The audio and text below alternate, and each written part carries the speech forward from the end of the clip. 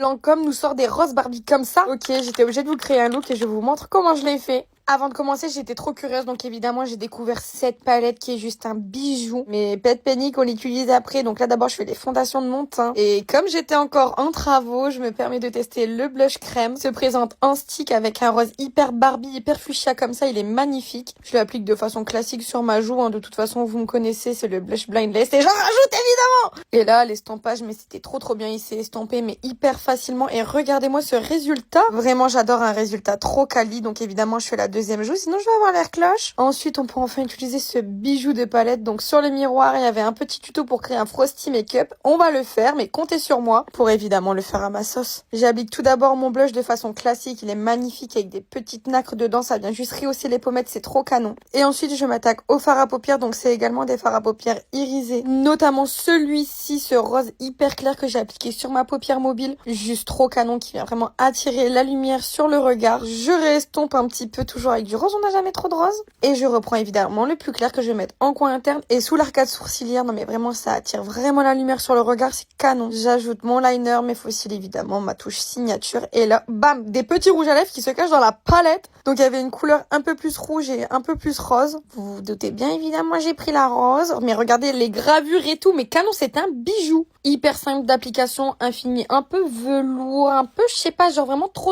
beau, il est mat. Et comme il fallait également que je le fasse à ma sauce, et ben je suis venue chercher un peu de fond de teint également de chez Lancôme. Et là, je l'ai appliqué sur le centre de mes lèvres pour venir créer un effet d'ombre, pour également attirer le regard sur le centre de la lèvre et donner un effet hyper pulpeux. Mais pour un effet encore plus pulpeux, évidemment, il nous faut un gloss un peu style huile à lèvres, toujours rose, toujours pailleté. Et ça vient vraiment sublimer les lèvres et faire cet effet hyper juicy, hyper pulpeux.